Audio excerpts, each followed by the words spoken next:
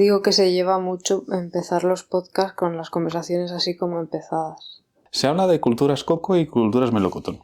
Un amigo de un novio te llevó a Bosnia. ¿Pero para robarte los riñones o...? ¿Cuál es vuestra relación con la espiritualidad?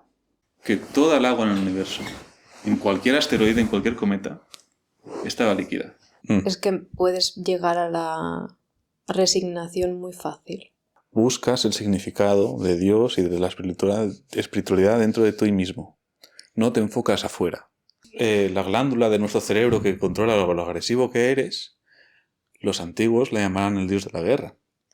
Pues grupos de poder se han adueñado del poder y de la imagen de Dios y de la palabra de Dios.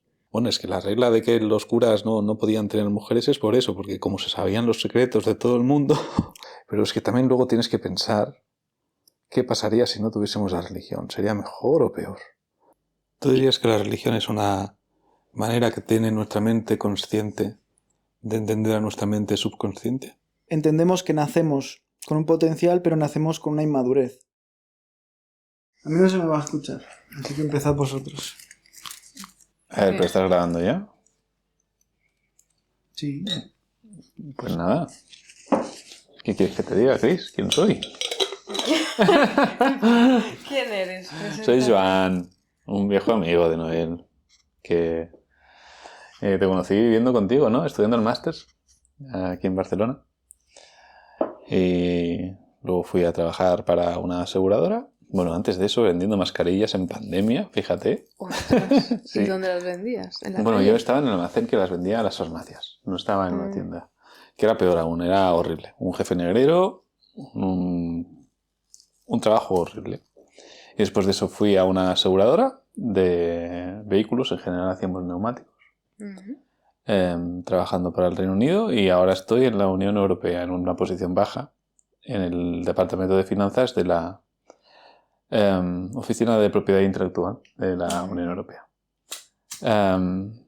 El trabajo está bien, el equipo está bien, me gusta lo que hago. Me falta un poquito el dinerillo, pero bueno, ¿a quién no? Ya, porque estás en contrato de Yo soy becario. de becario. Sí. Me pagan algo. Más le gustaría a bastante gente que llegara a lo que me pagan a mí, pero no es mucho ni para atrás. Y nada, vamos a ver si puedo meter cabeza ahí o en otra institución europea, que me encantaría. Y si no, pues mira, que me quiten novela. Da igual. Bueno, ya que has empezado por ahí. ¿Mm? Por lo menos. ¿Y lo de mañana lo del consulado no tiene nada que ver? ¿O de qué? Tengo una pregunta para el consulado polaco por si puedo conseguir ahí un DNI. Porque en principio, cuando tú consigues un pasaporte polaco, que yo lo conseguí por ser nacido de madre polaca, te dan un número de DNI. Pero yo, al ser nacido en el extranjero, bueno, en el extranjero de Polonia, o sea, aquí, no tenía el certificado de nacimiento en polaco. Vale. Así que al de no tenerlo no me dieron el número de DNI. Y es una cosa que necesitas para hacer muchísimos trámites ahí. Y la cosa es, ¿cómo puedo conseguir uno? ¿Puedo conseguir uno? ¿El pasaporte que tengo me ha caducado? ¿No me ha caducado? ¿Qué es lo que pasa? Y vamos a ver, si pudiese salir de ahí con un número de DNI polaco ya sería genial. Claro. Pero tener que ver no tiene mucho que ver con eso, ¿no? ¿Y con el DNI qué harías? O sea, ¿qué beneficios tiene? A ver, cualquier tipo de trámite que quieras hacer en Polonia, igual que aquí necesitas un DNI y necesitas el DNI suyo. Y queramos o no, nosotros, nuestra familia sigue arraigada ahí. Tenemos, por ejemplo, una casa que alquilamos en Cracovia, que viene de mi abuelo. Entonces, si algún día tuviese que yo hacer algún trámite con esa casa, de venta. Sí, o lo que sea, pues está bien que esto ya esté hecho. Herencia o algo. Sí. O si te quieres mudar a Polonia algún día. Sí, cuando empiecen a subir los salarios más que aquí. Vamos a ver, que de momento han estado subiendo como la espuma, mientras aquí nos hemos estancado. Bueno, siguen estando por debajo de nosotros. Yo la verdad que de Polonia sé poco, por no decir casi nada. Yo pensaba que eran más altos. ¿En Polonia? Sí. Bueno, en ciertas zonas sí, sobre todo en las grandes ciudades, pero el campo está bastante atrasado aún. ¿Qué decirte de Polonia? Un país súper católico. Ahí la religión está súper ligada con su identidad nacional. Pero porque porque fue la resistencia hacia la dictadura. Ahí cuando querías aprender algo que no podías aprender, lo que ibas era a un sótano debajo de una iglesia para aprenderlo. Las universidades volantes que iban volando de ciudad a ciudad, en general se generan en las universidades. Y entonces esto de ser polacos fue muy ligado a ser religioso. Así que era la resistencia a la iglesia. Sí. Y la el dictadura comunismo. no está por el comunismo. Vale, la dictadura del comunismo. Sí. Y bueno, tienes que entender la Segunda Guerra Mundial y la Primera Guerra Mundial para entender a Polonia. Cómo son ellos como personas. En general son personas que de primera son mucho más cerradas que nosotros. Pero una vez les conoces, se habla de culturas coco y culturas melocotón. Una cultura coco es una que es dura por fuera, pero una vez que pasas la primera capa es jugosa por dentro, que eso es la cultura polaca, y hay culturas melocotón, que son muy... es muy fácil atravesarlo de fuera, pero dentro tienes la semilla, el hueso, que no es muy difícil atravesar. Y creo que ahí se nota muchísimo la diferencia. Aquí es mucho más fácil, te puedes tomar una caña con casi cualquiera, súper fácil, empezar a hablar con alguien súper fácil, pero llegar de verdad a lo que es ser amigo suyo y que se confíe contigo es muy difícil. Mientras que ahí es al revés. O sea, intentar hacer el primer paso con alguien es muy difícil, pero una vez lo haces, sientes que eres muy amigo suyo. O sea, yo los mejores amigos que he tenido y la mejor gente que he conocido, así que de verdad, que creo que lo dan todo por sus amistades en general, bueno, por lo menos muchos, han sido polacos. Y mira que ahí no he estado mucho tiempo, yo he ido durante los veranos. A veranear. Sí, exacto, y bueno, y a ver a familia. Me recordaba un poco a lo que dicen de los catalanes. ¿Sí? Al menos el resto de España. ¿Qué dicen de los catalanes? El resto de España. Esto de que están como cerrados o que aquí cuesta entrar a los grupos catalanes, socializar con ellos, entrar en el grupo. Y eso, pero que hay gente que una vez ha roto eso, luego dicen como que, en plan, que son bellísimas personas los catalanes. O sea, es como que de repente les cambia y es porque han tenido la experiencia esta de que te acogen como familia, pero tienes que romper una barrera. Sí. Que Cultura en Andalucía más coco. no hay, ¿no? O en Madrid te vas a tomar unas cañas y te haces amigo de cualquiera rápido. Pero aquí no. O los guiris que vienen a vivir aquí no se juntan con catalanes. No. Y me hacía gracia porque no sé de dónde viene esto. Igual tú lo sabes. Que comparan a los catalanes con los polacos. Como el programa de Polonia. No tengo ni idea de dónde viene. Creo que es porque hablan raro, simplemente. Los polacos hablan raro y los catalanes hablan raro y no se les entendía y nada, pues polacos. Y creo por que viene el de ahí. idioma. Sí, pero creo en que viene plan de ahí. muy random, podría haber sido otro Pero idioma. aparte de eso no tengo ni idea de por qué.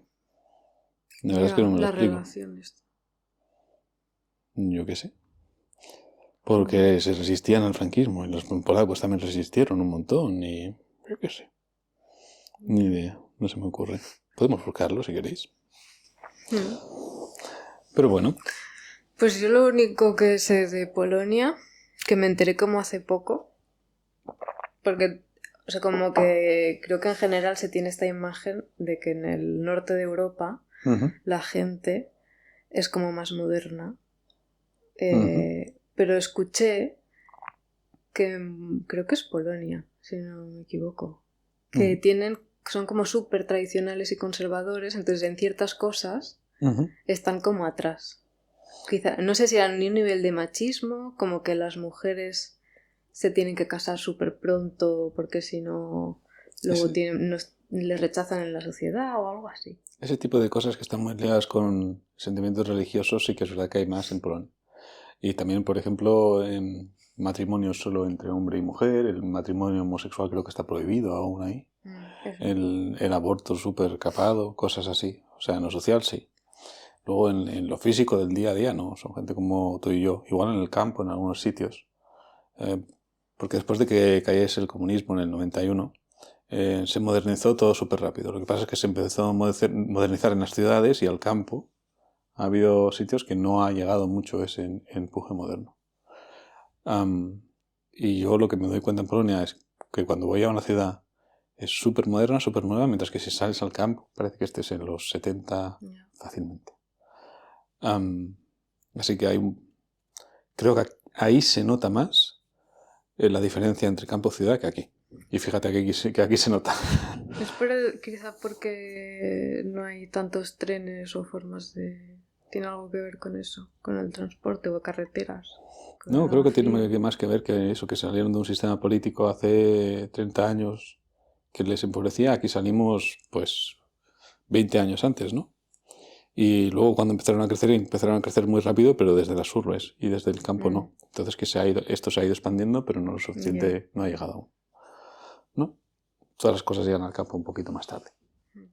Pero bueno, ¿qué más os puedo decir de Polonia? Ahora está la gente que ha cambiado muchísimo la cosa porque han acogido a cientos de miles de ucranianos ahora. Ahí están en todas partes. Y los polacos están súper orgullosos de eso y que estén ayudando, pero sí que les ha cambiado bastante, pues no solo la población, sino el modo de vida también. Es normal que una familia, por ejemplo, tenga de parte de su casa para acoger a familias ucranianas. Y no he estado yo en Polonia desde hace bastante tiempo, ¿eh? Así que esto yo lo oigo por amigos y por conocidos. Pero sí que es verdad que ha cambiado un poquito la cosa socialmente y económicamente por eso. Antes era un país de emigrantes, ahora tiene más inmigrantes que emigrantes por primera vez en su historia. Así que, bueno, están cambiando las cosas y están absolutamente horrorizados con lo que les pasa al lado, claro. Pero, bueno. ¿Dónde has estado tú en el este de Europa? ¿Has estado en Checoslovaquia, Polonia, en algún sitio así? ¿O? Estuve en Bosnia. ¿En Bosnia? Sí. ¿Y eso? ¿Cómo llegaste a Bosnia? Pues por un amigo. Era era un amigo de un novio que tuve. ¿Un amigo de un novio te llevó a Bosnia? ¿Pero para robarte los riñones o...? Ya. Y la verdad es que este chico además era como muy estereotipo del rumano que te rompe las piernas. ¿Y te pareció una idea genial? Era enorme. ¿Sí? Pero... sí, no, pero era súper majo, era un amor por dentro. Éramos muy amigos los tres. Pues como por ejemplo Noel, Iván y yo. Ahora, o sea, como algo así. No vivía con nosotros, pero pasaba largas temporadas en nuestro piso. Porque primero se vino a trabajar aquí, estuvo una temporada y de hecho conoció a mi novio ahí en el trabajo. Se fue y luego iba viniendo como a temporadas y se quedaba con nosotros. Y nos quería enseñar pues su país, su casa, su familia. Mira qué mono. Nos acogieron muy bien, su madre nos hizo de comer, porque ellos son musulmanes, su familia es musulmana. Y pues eso, como otro choque cultural. ¿Fuiste al campo, a la ciudad? ¿Qué es lo que más...? A Mostar fuimos, que es la ciudad. Esta mítica de la guerra, que había una parte musulmana y otra cristiana y separada por un puente. Madre mía. Y me sorprendió mucho la cantidad de cementerios que había. Porque en todas las carreteras, en la salida y en la entrada de los pueblos, había un montón, pequeñas, pero había muchísimas. Y muchas cruces. A cualquier sitio que mirabas, a cualquier mini montañita había cruces, una cruz rollo escultura. Y mi amigo decía que eso, pues, cuando ha habido batalla o guerra cultural entre musulmanes y cristianos, pues que los cristianos se ocupaban de poner cruces sello. en todas partes. Claro, era como una provocación. Pero, fíjate, qué mundo. Y bueno, esto de muchas... En general parece medio... Es una mezcla curiosa entre un país europeo y musulmán, pero más allá de tener que ponerte el velo para entrar a iglesias y cosas así, mezquitas. Bueno. Y algunas tienes que ir separados. Los hombres entran por una puerta, las mujeres por otra. Y no puedes llevar tirantes, que yo fui muy a la aventura, no me miré nada. Es el primer país musulmán al que fui, bueno, y al que he ido. Bueno, no sé si está considerado musulmán oficialmente, pero... Yeah. Y eso, pues no sabía que no podía enseñar los hombros en una mezquita. Madre mía. Ni siquiera en el patio. Yo pensé, vale, al entrar dentro, pero en el patio, en lo que es el recinto, ni siquiera ahí me llamaron la atención. Aquí en ciertas catedrales creo que tampoco te dejarían. Yo me acuerdo de intentar entrar en una catedral con no sé si fue con Malena o con quién fue, me acuerdo que era con una chica, pero hace ya bastante. Y me acuerdo que no llevaba nada absolutamente fuera de normal y dijeron, no, tú tienes que estar más modesta para entrar. ¿Y eso? Habría estado enseñando un hombro o un poquito demasiado de pierna o algo así, pero esto no me parece anormal. Esto de que tengas que entrar separado entre hombres y mujeres un poquito más. Sí, eso sí. Bueno, pues los musulmanes tienen toda esta cultura de evitar la provocación innecesaria. Por eso taparse las mujeres y todo eso. ¿Oíste a este imán decir que no deberían afeitarse los hombres? Que hubo un imán musulmán que dijo que los hombres no nos deberíamos afeitar porque si nos afeitamos provocamos sentimientos homosexuales en los otros hombres. Es que te pareces demasiado... Te quitas la parte varonil. Sí, exacto. Te pareces demasiado a una mujer. Podrías parecer una mujer así. Sí. Pasando rápido. El primer paso hacia la transexualidad, absolutamente. Afeitarte la barba. Sí. Ya te dan el camino. Me parece un poquito ya... Pasamos a lo ridículo. Pues de Mostar, de Bosnia en general, me sorprendió lo verde que es. La cantidad de naturaleza, de cascadas, todo súper bien cuidado. Era espectacular, lleno de parques, de zonas naturales. Pues me gustaría ir, solo por eso, porque lo acabas de decir. Y tengo entendido que toda esa zona, pues Rumanía, sí, Croacia también. ¿Es caro, barato? ¿La gente es amable o no? Cuando yo fui era muy barato y se come muy barato. Pero claro, ahora 10 años. No sé ahora, tampoco creo que está sí era... bastante fuera del mapa Bosnia. Y el tema fue volar. Creo que los vuelos, como hay alta demanda, pues no son súper baratos. Yo fui a Croacia por eso. En vuelo, entonces fuimos en coche, nos vino a buscar este amigo a pasar. ¿Si no en barco, en ferry? ¿Vamos? Hasta Croacia. Pero la gente, porque a mí me preocupa bastante el factor crimen y el factor lo amables que son todo contigo, sobre todo si voy con mi chica. Yeah. ¿Te aseguras? ¿Estás bien ahí? Claro, yo fui en grupo todo el rato y con él. Y él iba hablando, o sea, él se nota que es de allí. Entonces no me sentí súper turista en ningún momento. Mostar es bastante turístico, así que ahí no creo que... Están acostumbrados, no creo que haya problema. Yo no vi inseguridad tampoco. Creo que tiene mucha seguridad, al menos en las fronteras. Nos costó, estuvimos un rato esperando. Pero eso no sé si es buena señal. No Corea lo sé. del Norte también tiene muy buena seguridad en la frontera. Yo no sé qué señales, pero me sorprendió un montón. Luego en algunas cosas están como atrasados. A mí me da la sensación que estábamos en los 90. Por ejemplo, el cinturón no es obligatorio. ¡Wow! Que nos subimos en el coche, íbamos nos vino a buscar el amigo y vino con su hermano, más pequeño, rollo adolescente, como 18 años.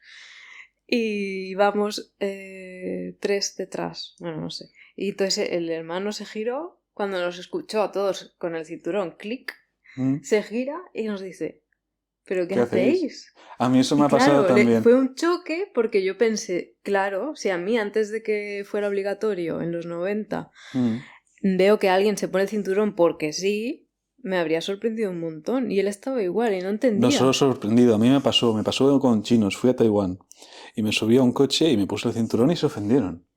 Dice, ¿cómo te pones tú el cinturón? ¿Me estás llamando mal conductor? Claro. Brutal. Así, o sea, no... Eso es muy fuerte, ¿no? Sí, fuertísimo, absolutamente. Luego conducían como locos, menos mal que me lo puse, pero bueno, y además conduciendo como locos con el móvil, texteando con una mano, lo tenían en el volante y estaban escribiendo mensajes mientras tenían el móvil cogido con el volante, o sea, con el de esto. Una cosa un poquito next level, pero bueno. Sí que es verdad que ahí sí que te digo que me sentí súper seguro y la gente es súper maja. ¿Esto dónde era? En Taiwán.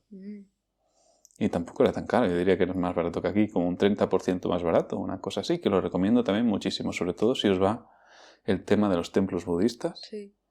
Ahí hay unos templos preciosos y naturaleza preciosa también. Y a mí también me gusta mucho el tema de que hay diferentes religiones conviviendo entre ellas. Está el confucianismo, la religión esta tradicional china, que es un poquito una mezcla de todo.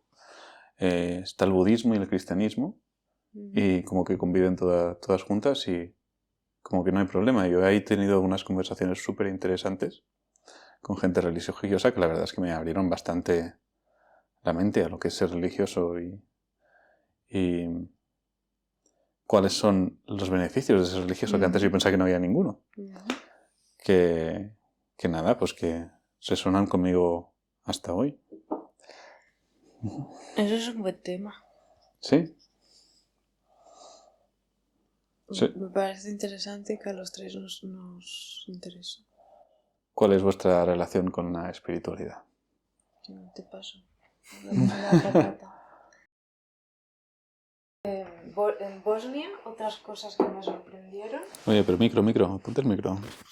No, para que se grabe. Claro, hombre. Fuimos a Sarajevo, que es la capital, y había mucha gente como mutilada. Por la guerra. Sí, me imaginé. Como que era habitual ver gente con muletas y que le faltaba una pierna o brazos. ¡Fua! Hacía mucha vida en la calle, en plan de reunirse en parques y ponerse a jugar, como a damas o así. No sé si era un juego propio o no. Y había muchos edificios como derruidos. Y aún, o sea, como que no... Como si aún no tuviera vida esa ciudad. Que no se había recuperado aún. No, como que aún... Y eso, la idea... O sea, yo tuve la sensación todo el rato en general en el país como de volver atrás en el tiempo. Por muchas cosas. Eso es súper interesante. Sí. Espero que estén mejor ahora las cosas. Supongo que habrá sanado. Sí. Pero, bueno, poco a poco. Estas cosas llevan tiempo. Sí, pero es un país guay para ir. Y ahora me estoy acordando de tu tía. ¿Tú te acuerdas lo que digo? No. Tu tía... No sé de qué tía hablas tampoco. La Mamen. Que nos explicó que fue a Sarajevo especialmente porque allí hay una roca o una zona que parece un punto energético como estilo las pirámides. Un punto energético estilo las pirámides. Sí, a nivel de energético, pero como teniendo en cuenta los astros, la galaxia y todo. Y que hay un tipo de mineral, si no recuerdo mal, era como una roquita, que la composición de eso no se encuentra en otro sitio, no se ha encontrado en otro sitio. Y entonces como que se desconoce el origen y por eso se habla de que es un punto de ahí. ¿Un meteorito creéis? Tal vez. Podría ser. Seguro que hay teorías. Seguro. Sé que los egipcios los recogían. Cuando caía un meteorito del cielo, fundían el metal y el oro de los sarcófagos de los faraones. Muchas veces se vio que era de meteoritos. Pero todo ese tema de los astros y el chakra y la roca, permíteme ser un poquito escéptico. Pero en este caso era más, o sea, sí, un poco de energías, pero en este sentido era más a tema alienígena. Ah. O sea, vale, sí, más interesante entonces. Más como ciencia ficción. A ver, ella es una mujer muy rollo de energías y sí, le da el rollo. Pero ella lo enfocaba, si no recuerdo mal, en este sentido, como encontrarle una explicación científica y las relaciones que hay entre todos los puntos estos de las pirámides, por ejemplo. Yo de eso no sé nada, me lo tendrías que explicar. Eso no lo sabes. Sí, de los Anunnaki. Tú sabes, tú miras documentales. ¿De aliens? Sí. Yo oí una teoría muy buena que dice que sí que venimos nosotros del espacio. Bueno, nosotros no, los pequeños bichitos de vida que evolucionan a ser nosotros no se crearon aquí en la Tierra. ¿Por qué? Porque se sabe más o menos a la velocidad a la que evoluciona el ADN. Y si miras el tiempo de la Tierra y cómo ha evolucionado el ADN y trazas cómo ha evolucionado el ADN con ese tiempo, lo que ves es que no te da. Es que necesitaría el planeta Tierra haber sido mucho más antiguo para que llegase a esa evolución. Sí. Y la teoría es que después del Big Bang todo el universo era súper caliente, ¿vale? O sea, ahí no podía haber nada. Pero se fue gradualmente enfriando poco a poco. ¿Esto qué significa? Que hubo un periodo de tiempo de cientos de millones de años que toda el agua en el universo, en cualquier asteroide, en cualquier cometa, estaba líquida. Todos los asteroides, en todas las galaxias, en todas partes, tenían agua líquida, todos los planetas, porque el universo no se había enfriado aún completamente, tanto como para que el agua estuviese helada. O sea, pasó a estar súper caliente, a estar muy poco caliente. Y se cree que durante ese periodo de tiempo, en algún sitio, se generó una semilla de vida y esa semilla de vida llegó a nuestro planeta. Así que probemos desde fuera. A mí me parece una teoría súper interesante. Pero bueno.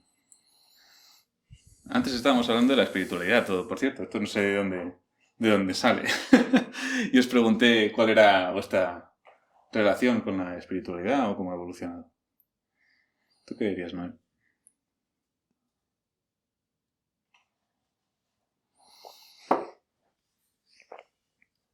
Ahí. No sé, para mí la espiritualidad es como una especie de actitud o de marco para la vida, como puede ser a nivel ético y moral y a nivel de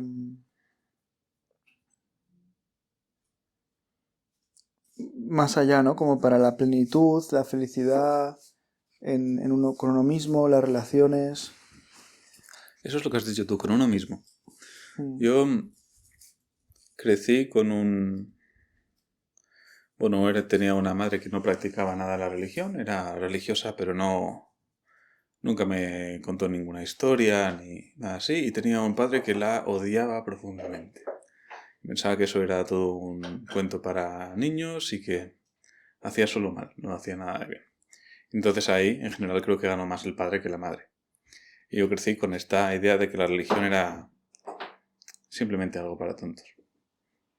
Sin embargo, cuanto más he ido creciendo, más he ido viendo que no es verdad. Que hay ciertas cosas que está bien creer, aunque no sean verdad y tú sepas que no son verdad.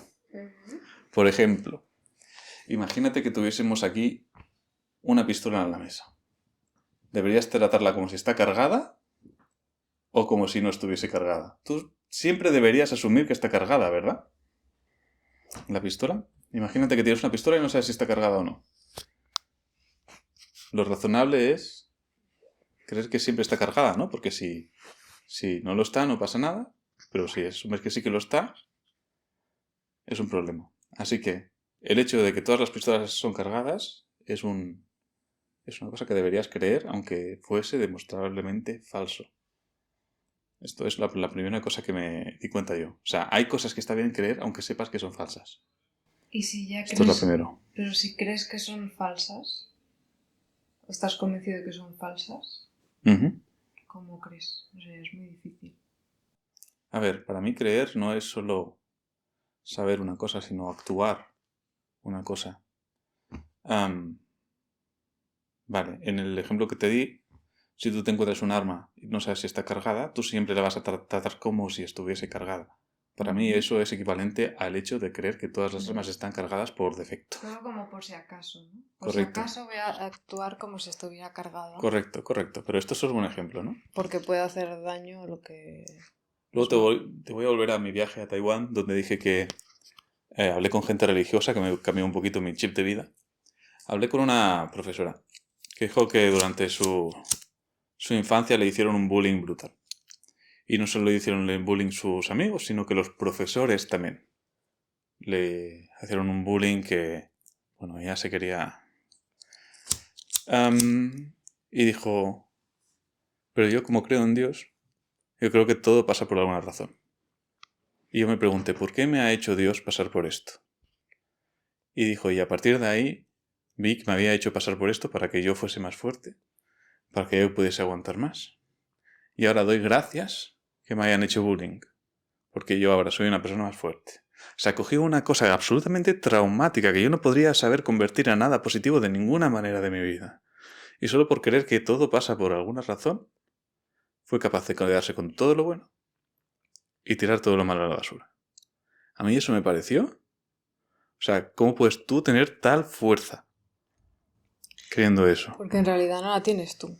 La pones en algo más grande que tú. Sí. Creo que está ahí la... Pero no está bien entonces creer en algo más que tú si te da tales resultados tan buenos en la vida. Está bien, pero creo que querer creer no es tan...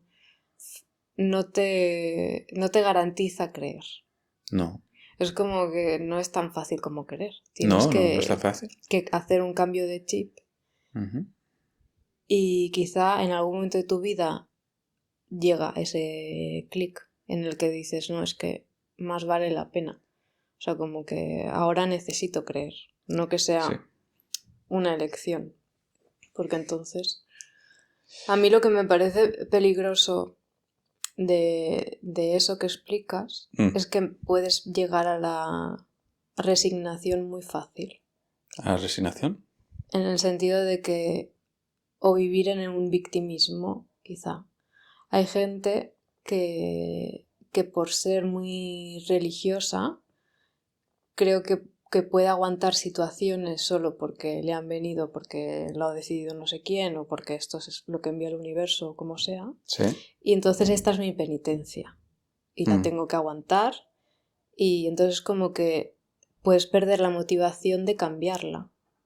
Y siempre y cuando esa motivación por cambiarla esté, o por convertirla en algo bueno, como esta chica, como la voy a convertir en un poder.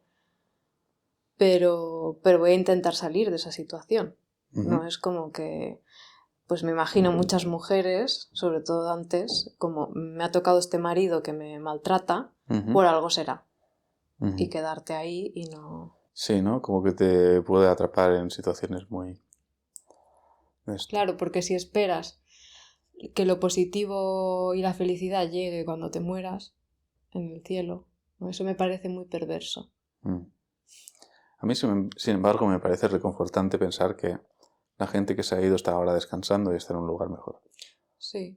Absolutamente. Es una cosa que yo antes no creía que fuese verdad, pero después de toparme con la muerte real de esa gente que quería, es súper reconfortante creer eso. Y igual lo creo solo a un nivel muy superficial, pero de alguna manera es verdad. Que de verdad están descansando ahora. Así que sí, desde luego. Creo que la religión en muchos casos es una vía que ya está prehecha para ti, es una manera fácil de pensar, un atajo, pero que sin embargo en algunos casos te puede llevar a sitios muy malos. Eso es que no hay duda. Y ahora bien, ¿cómo te quedas con todo lo bueno y cómo quitas todo lo malo? Sí. ¿No? Es todo un aprendizaje de vida.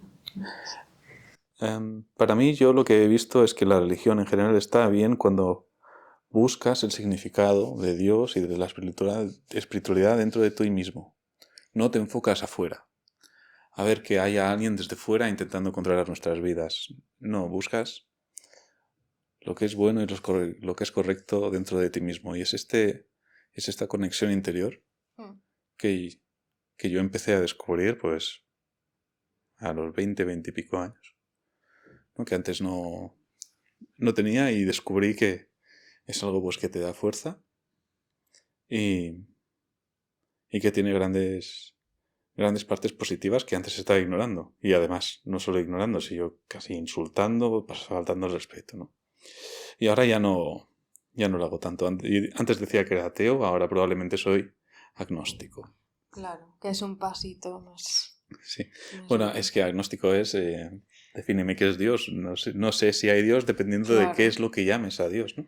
O no lo sé, ¿no? También esa es la explicación que yo había escuchado. Como no puedo negar la existencia de Dios, porque es probable que exista, igual que porque no lo sé, no lo puedo comprobar.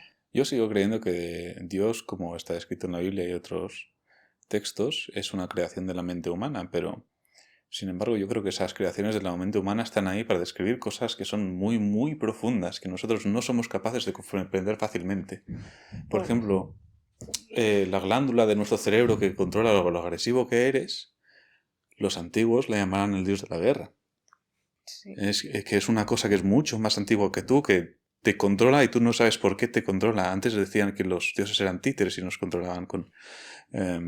así que esto era una manera que tenían de explicarse por qué notaban estas cuerdas tirándoles de sus voluntades, de sus mentes reales, ¿no? Los cristianos lo que tienen son los pecados capitales, tira de ti la envidia o tira de ti la lujuria.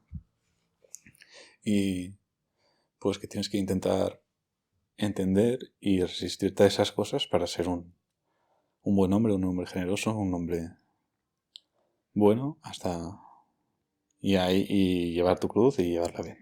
Sí, esa es la parte buena de la religión, que normalmente todas las religiones como que el enfoque es el buenismo, ¿no? Como de ser bueno. Sí. Para mí el tema es cómo se usa eso, o sea, cómo los grandes poderes han usado la religión y ese concepto que es, bueno, eres bueno y entonces es más fácil que te podamos machacar porque lo tienes que aguantar todo. O cuidado lo de poner con la los figura regímenes ateos también, ¿eh? Ya, esos no los conozco tanto. ¿Cuáles son el tema es no la herramienta en sí, sino cómo usas la herramienta. Los ateos pues también pueden usar sus convicciones o valores en una herramienta arrojadiza, como un arma arrojadiza a los ciudadanos. No sé cómo lo hacen. Sí, ¿no? Los valores yo creo que... O sea, no puedes poner todas las religiones ahí en el mismo saco. Esto es lo primero. O sea, hay valores... Yo creo que las religiones de verdad son bastante diferentes entre sí. Y decir que los ateos tienen valores es como decir que... yo qué sé, una tele apagada en realidad está en un canal. No es... O sea, no son usados de la misma manera. Yo creo que hay ciertos valores de la religión que de verdad se oponen a la tiranía. Pues que la gente no debería jugar a ser Dios y que hay ciertos derechos naturales que te da Dios y no hay hombre que te los pueda quitar, etc. Yo creo que esos derechos, esas moralidades, esas virtudes se oponen a la dictadura. Sin embargo, siendo ateo como no tienes ese centro moral, de vez en cuando es más fácil oponerse. También es verdad que es muy fácil usar el hecho de que alguien, si le dices si tú haces A, B y C vas al cielo, claro, y si no vas al infierno, para hacer que haga barbaridades, ¿no? Y entonces, pues, ahí tenemos que hacer distinciones de religiones, de por qué creen que vas al cielo y de cómo son usadas, ¿no? También.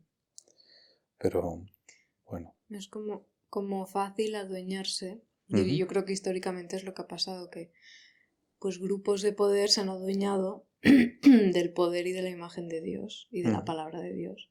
Es como yo transmito, mi palabra es la de Dios. ¿Tú crees que lo hicieron a propósito o crees que lo hicieron? Yo creo que es a propósito. Cogieron, pues por ejemplo, en el caso del cristianismo, cogieron las historias de la Biblia, que se dice que realmente eran como cuentos o leyendas para el pueblo, y para transmitir estos valores de tratar bien a la gente, y se usó, yo creo que para manipular a lo que es al pueblo. Y por eso la generación de nuestros padres, que decías tú, tu padre, como que les genera rechazo porque han vivido... Bueno, mi padre también vivió en un orfanato de monjas durante sus primeros 17 años de vida.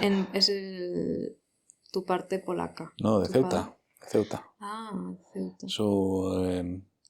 Su padre murió cuando él era muy pequeño y creció en un orfanato.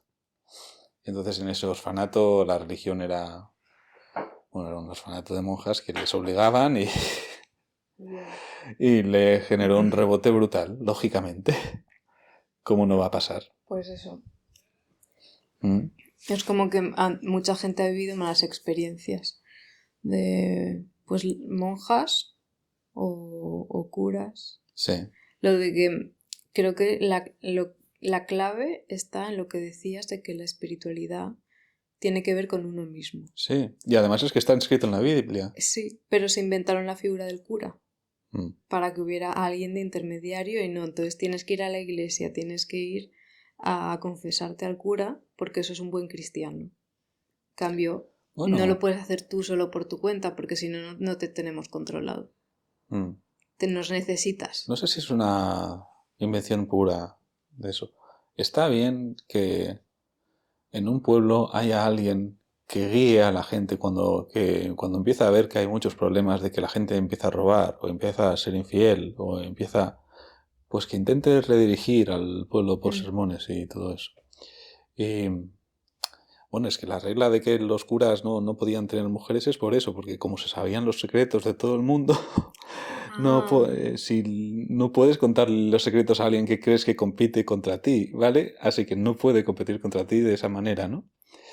Así que les quitaron era como alguien que estaba fuera de la competición social que tenemos normalmente, simplemente pues para intentar que una pequeña aldea, un pueblo o su pequeña congregación fuese en buen camino. Y yo de verdad creo que la mayoría de curas y pastores son buenos. Pero ejemplos malos, claro que hay. ¿A qué venía todo esto? No me acuerdo. Creo que decías de lo de la espiritualidad, de que la conexión contigo mismo es lo que importa y no buscar fuera un significado extrínseco a la vida. Sí, como que de este intermediario, ¿no? Como que me da la sensación que se ha pervertido la religión porque hay gente que se ha querido poner de intermediario. Me daba y el cura me pareció una figura. Pero yo creo que la mayoría de curas son absolutamente buenos y solamente quieren guiar, pero o sea, no creo que haya ahí un cabal, una conspiración donde la iglesia dice pues vamos a pervertir la religión con fines políticos, ¿no? No creo que pase eso. Pero igual sí que a gran escala, a nivel de sistema, igual sí que pasa. No sé. Pero es que también luego tienes que pensar qué pasaría si no tuviésemos la religión. ¿Sería mejor o peor?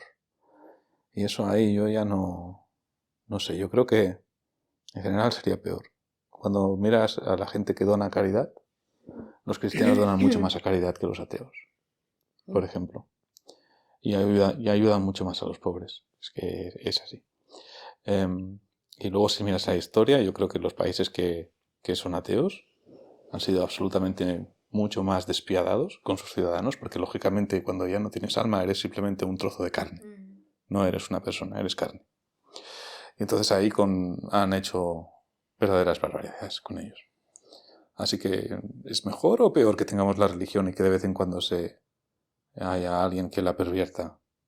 Porque todos somos humanos, ¿no? Siempre habrá alguien con malas intenciones.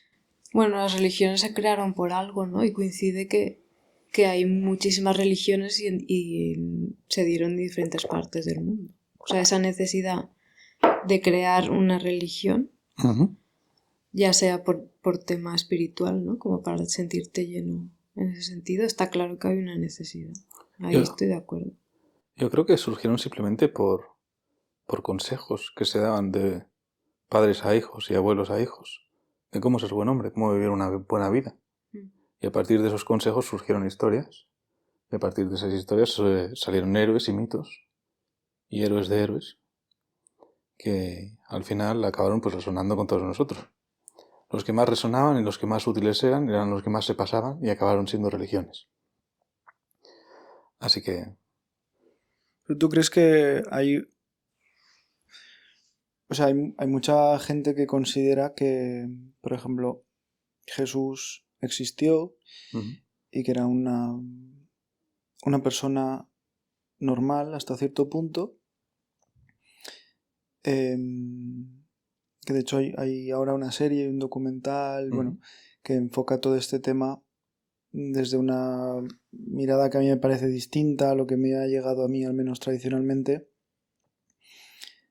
que no solo habla de que o sea, para mí está claro que las enseñanzas, digamos, de la Biblia son enseñanzas, son historias abstractas en donde, de hecho, si te pones a mirar análisis, es súper complejo y súper profundo y que no son literales. Claro. Que no es necesariamente caminar sobre las aguas o partir el mar o lo que sea, aunque hay gente que considera que hay cosas, es decir, que los milagros ocurrían,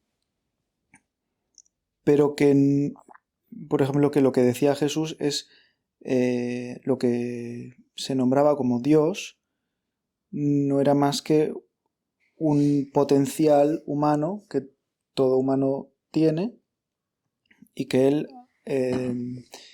hay una historia de Jesús en la que desaparece durante, creo que son 20 y pico de años, en donde se supone que él se convirtió de alumno a maestro, digamos, ¿no? Y entonces vuelve con enseñanzas para la gente. El retorno del Jedi. Y que lo que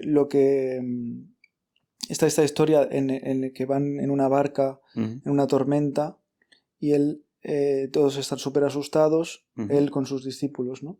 Y que él se pone a caminar sobre el mar y invita a uno de sus discípulos a caminar con él, como que insistía mucho en que, oye, no me pongáis a mí por encima de vosotros, porque Dios está en vosotros, ¿no? Era este mensaje de lo que yo hago, lo hago para enseñaros de alguna manera cosas, pero todo el rato os estoy diciendo que esto está en todos nosotros, ¿no? Que no es, que yo no soy especial porque sí, sino porque he andado el camino, digamos, y entonces pues estoy en un lugar y entonces esta persona, el discípulo, la historia dice que bajó y andó sobre las aguas, pero en un momento dado dudó y se hundió. Y entonces como Jesús le dice algo así como, te has hundido porque has dejado de creer, ¿no? Porque has entrado en la duda y de alguna manera si lo enfocas desde las religiones o las culturas más asiáticas que hablan mucho más de la energía, y de hecho, pues bueno, los monjes que levitan, un montón de experiencias de humanos utilizando la energía o su cuerpo o capacidades de otras formas que no son, que cuesta de creer o que no son habituales desde luego. Y para mí es como demasiada coincidencia que muchas religiones, muchas culturas hablen de las mismas cosas, que puedas encontrar muchas cosas en común y que todo eso no tenga una base pues que no sea ficticia, ¿no? Que sea una base real. Y bueno, a mí me parece fascinante esta cosa de las historias como enseñanzas y que no es para tomárselo literal y que en muchos sitios tú vas a un sermón de un cura, te explican la cosa literal y no te explican la moraleja, por así decirlo, ¿no? No te lo traducen. Es decir, ¿qué significa el arbusto en llamas? Bueno, pues hay un montón de análisis, ¿no? De ¿Qué tipo de arbusto era? Era un arbusto de espino. Bueno, da igual. Era como. Yo no me lo sé, al menos, ¿eh? Pero si os lo sabéis. Yo iba a decir otra cosa. Son como. que todo tiene un significado y que si te lo tomas al pie de la letra te estás perdiendo la enseñanza en sí. Entonces hay curas que te lo explican o incluso pues esto, ¿no? De la psicología o... Sí, son estas moralejas que yo me di cuenta que son muy útiles de vez en cuando. Lo que decías tú de que Dios está en todos nosotros, esto es una de las cosas que me di cuenta yo que me cambió la visión de la religión. Esto, por ejemplo, lo dice en Charlie Chaplin en una de sus grandes películas. Dice que el reino de Dios no está en un hombre, no está en un grupo de hombres, sino que está en todos los hombres, está en ti. Y eso está escrito en la Biblia. No sé, para mí eso fue absolutamente un cambio de chip. Brutal. Y yo creo que antes preguntaste, ¿existió Jesús de verdad o no? Y yo te diría que tal y cual físicamente no sé si existió Jesús, pero Jesús de alguna manera te representa a ti. Tú eres Jesús. Y a ti te crucificaron por cosas que has hecho bien. Y de alguna manera es una historia en la que nos vemos todos reflejados, ¿no? O sea, de alguna manera sí existió porque es una experiencia común entre todos nosotros. Y una experiencia que desde luego nos habla a todos nosotros a un nivel muy profundo. Y eso es lo que yo encuentro interesante de la religión. Por lo menos que podemos aprender algo de ahí. No es que es una cosa que simplemente se inventaron y hay que tirarla a la basura, ni siquiera que la utilizaron con fines políticos, que no digo que no, probablemente sí. Yo oí una teoría de que la religión cristiana fue expandida por los romanos justamente pues por esto, porque hacía que la gente fuese muy dócil y buena y gira tu otra mejilla y todo esto, y que la expandieron a propósito al principio para calmar a la gente de la zona al principio, Judea, y luego se les fue de las manos. Así que puede tener algo de eso, pero yo creo que también tiene mucho de que si resuena con la gente y funciona, los pueblos que creen son en general producen más, sobreviven más. Entonces esa religión perdura. Y lo que funciona, en general, de alguna manera es verdad. O sea, aunque sean falsedades falsificables, si funciona es verdad. Bueno, pero solo puede ser mentira si te planteas si es verdad o mentira en un sentido literal. Sí, muy literal. Si existió esta persona en ese año, si hizo estas cosas de forma literal. Para mí está claro que si te lo tomas como historias, para mí al menos está clarísimo que una de las maneras más eficaces de transmitir el conocimiento, y no solo transmitirlo como para que no se olvide entre generaciones, sino para que lo integremos, es a través de las historias. Sí. Están los arquetipos, hay muchísima cosa estudiada. Y de las imágenes. Como si tú estudias, o sea, recibes una historia o las historias a los niños, hay una parte como que traspasa lo racional y te va calando en el subconsciente. El tema es que esa misma herramienta que va al subconsciente se puede usar con fines manipulativos, digamos, abusos de poder de cualquier tipo, ¿no? Ahí dirían Satanás, los cristianos. Ese es el diablo. Sí, pero bueno, para mí está claro que la religión, al menos las más grandes o las que aquí más conocemos, pues se han pervertido hasta cierto punto, seguro, o sea, pero quizás tiene que ver, yo creo, simplemente con la gran escala, ¿no? Es como un sistema tan grande cuando el... Yo no sé si lo puedes llevar a un sistema tan grande, porque es que para mí la relación cada uno que tiene con la espiritualidad es súper personal.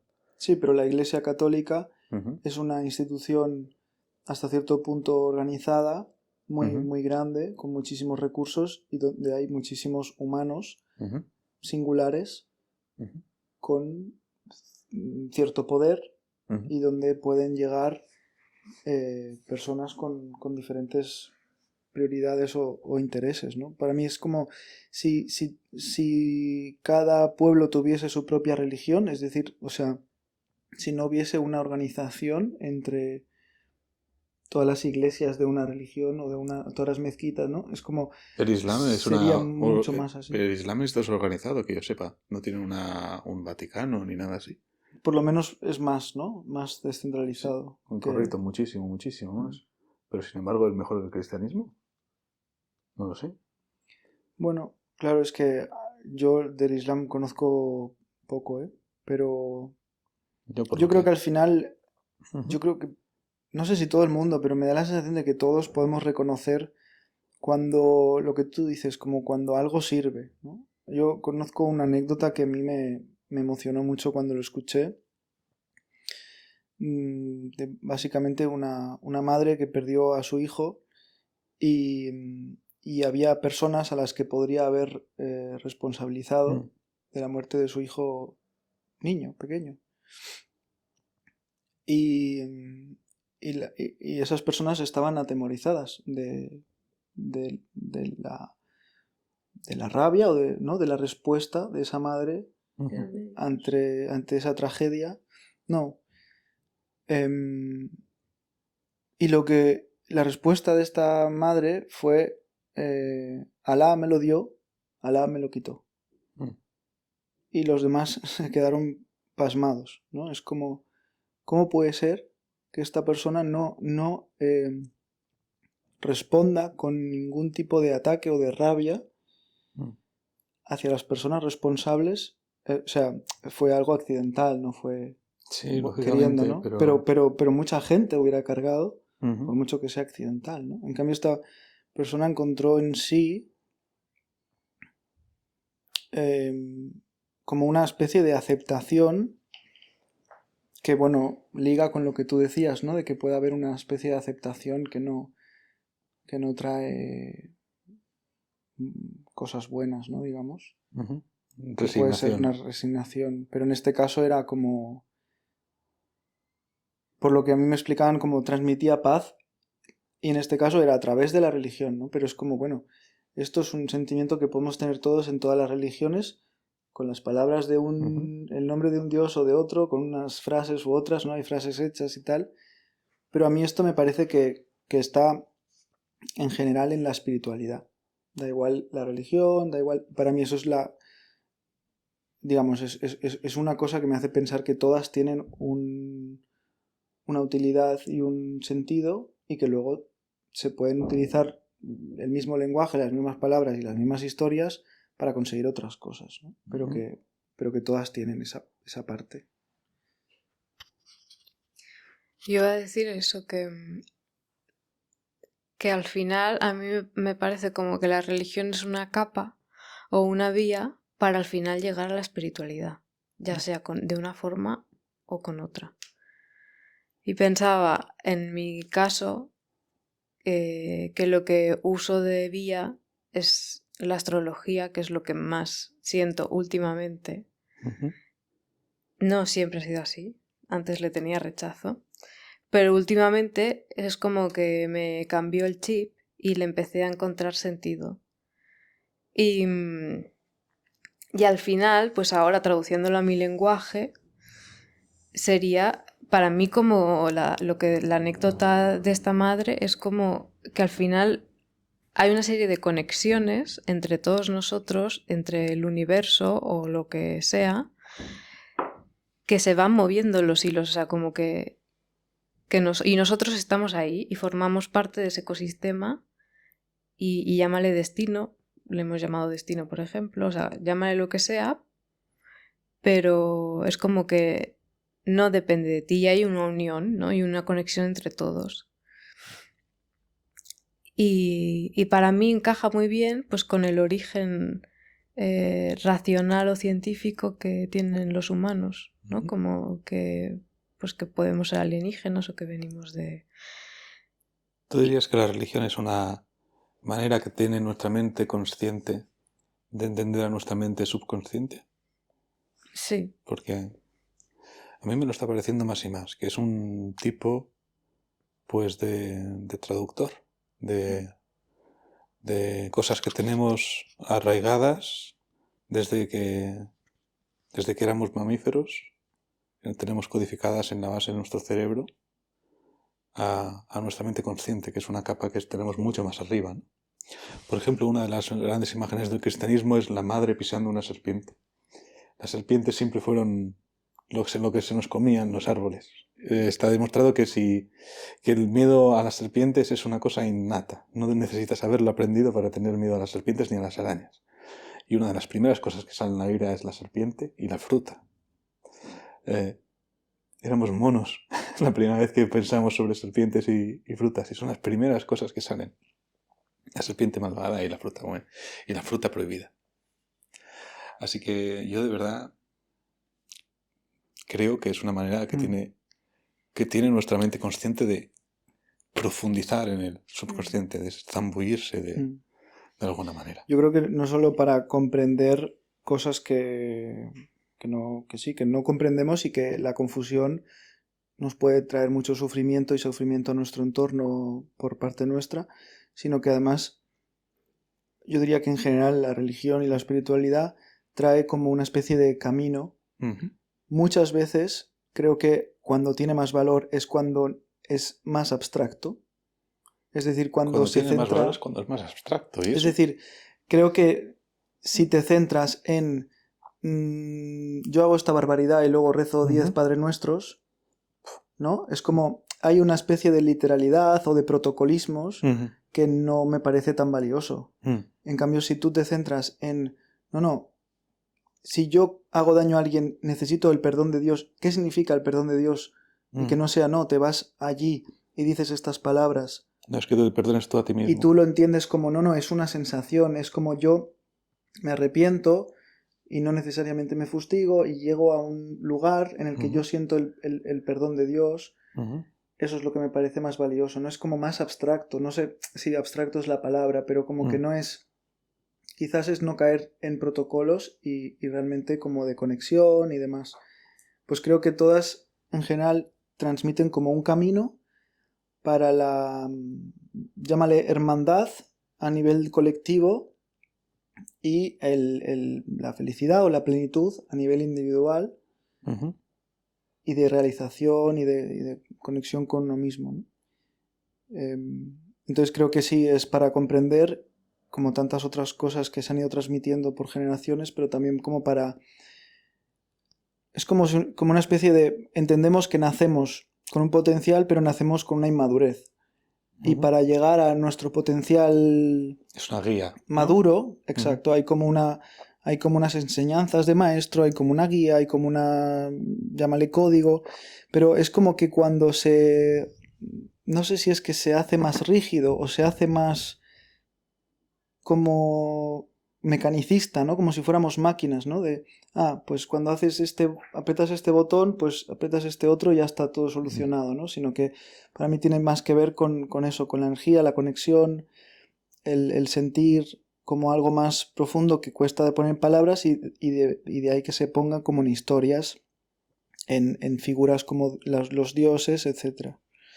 Y lo que decías de las serpientes me parece muy curioso, porque yo había escuchado lo mismo y lo creo hasta cierto punto, que hay miedos instintivos innatos que vienen de súper atrás, pero justo hace poco me salió un experimento que habían hecho en algún sitio con bebés y serpientes, y como los bebés hasta los 2-3 años, y como no les tenían ningún miedo a las serpientes, y los adultos que acompañaban evidentemente trabajaban con serpientes y tampoco, ¿no?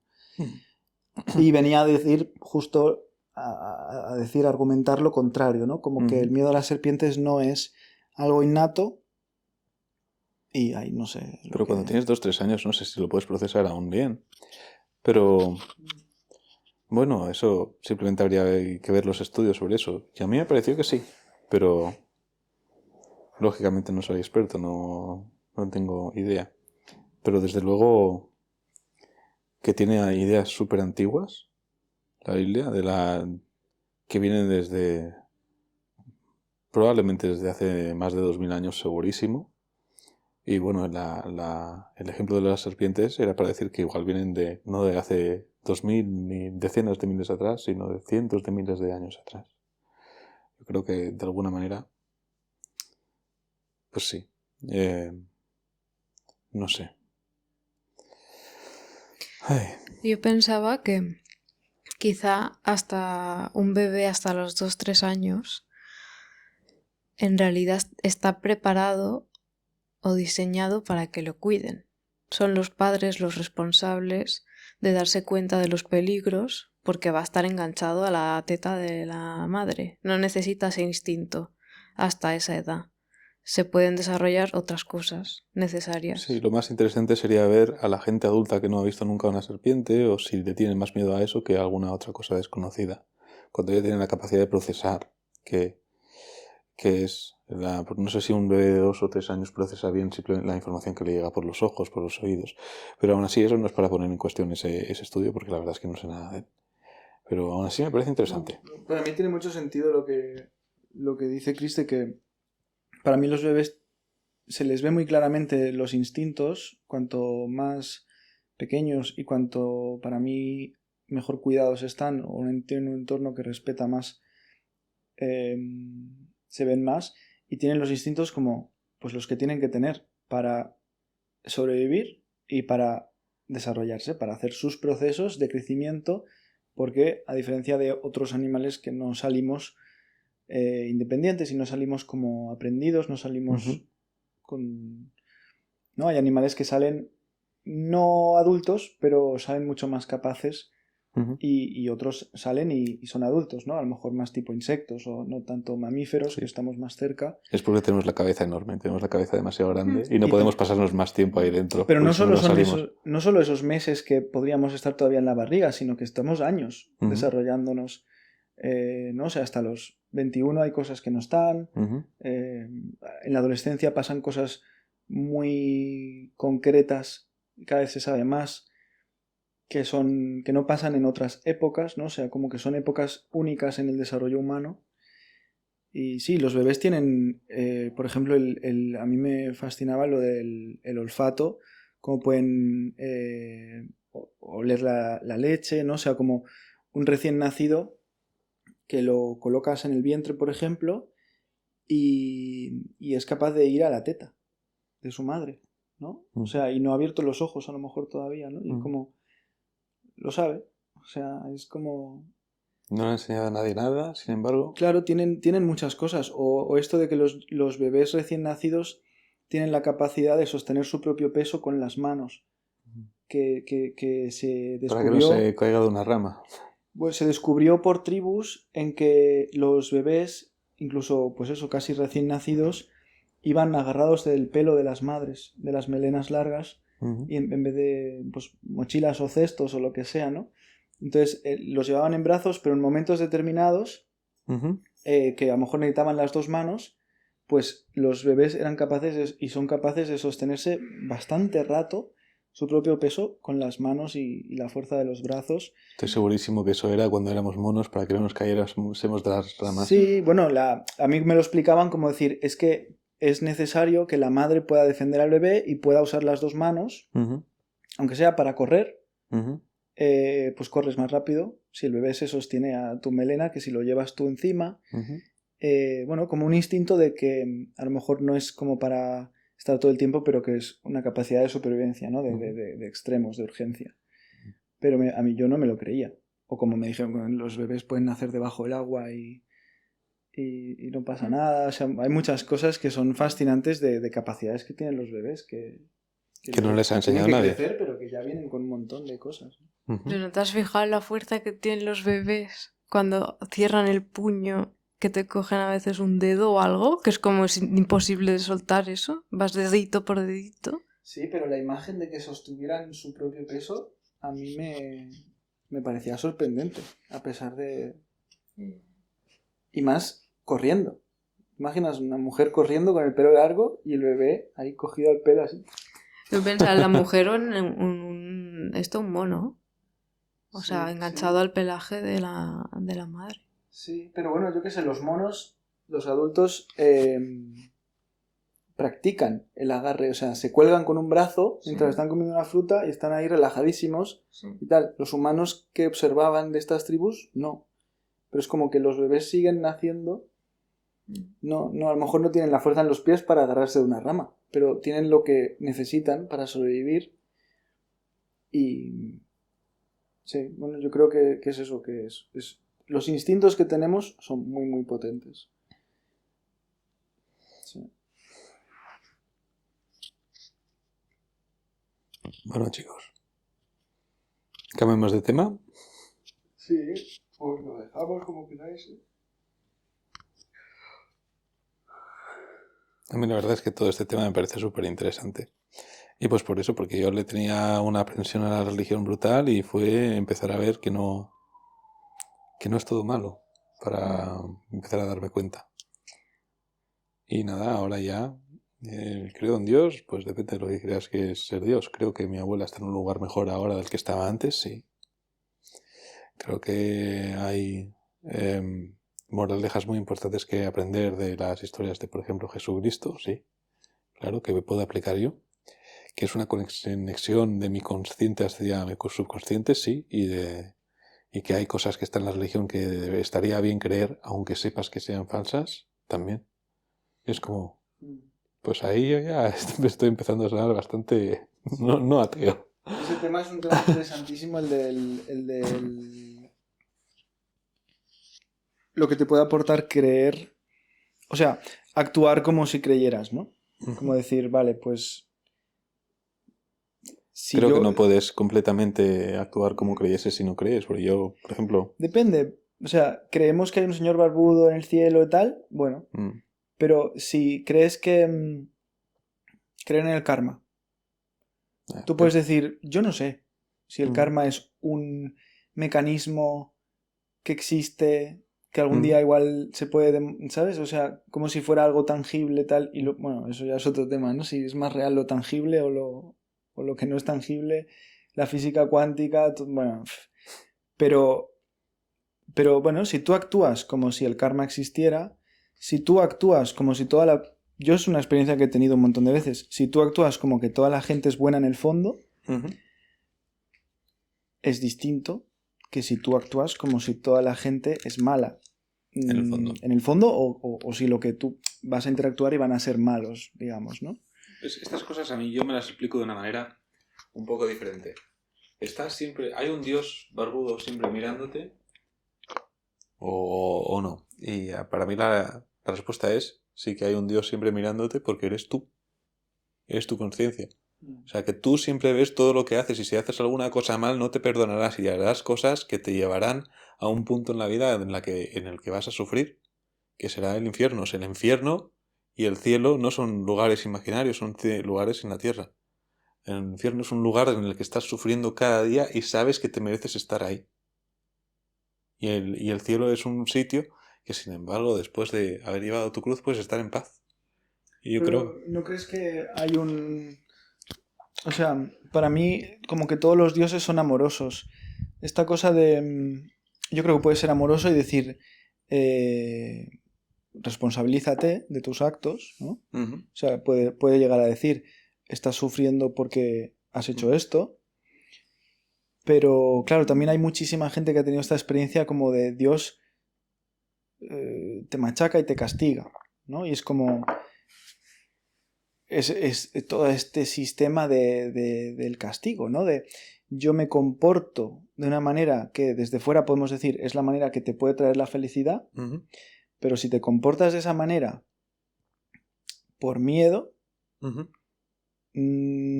mí me parece que no da el buen resultado que podría dar.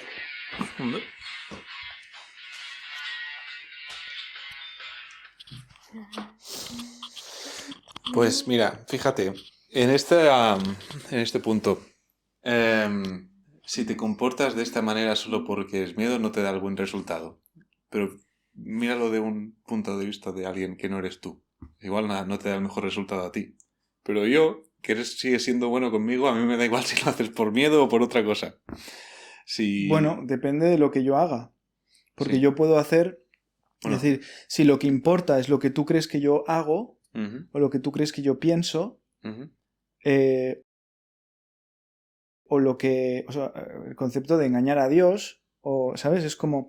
Yo puedo mostrarme muy amable, pero por dentro estoy rabiando. y tengo una, yo qué sé, una envidia o tengo una rabia o lo que sea. Pero es eso mejor que de verdad mostrarte rabiando y envidioso. Claro, pero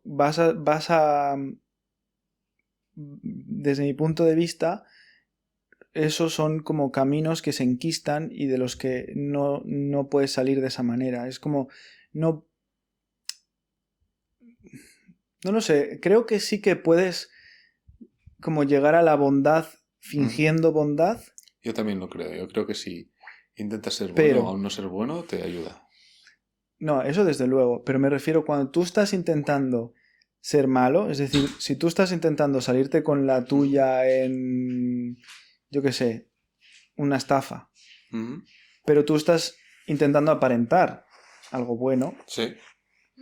me da la sensación de que no acaba bien. En cambio, si tú estás intentando ser bueno mientras no lo consigues, evidentemente eso me parece Sí, pero muy ahí positivo. el problema es la maldad de fondo. El problema no es si lo estás haciendo por miedo o por qué razón, es simplemente que querías ser malvado al principio. Para mí, si estás intentando evitar un castigo, no estás intentando ser bueno, estás intentando evitar un castigo.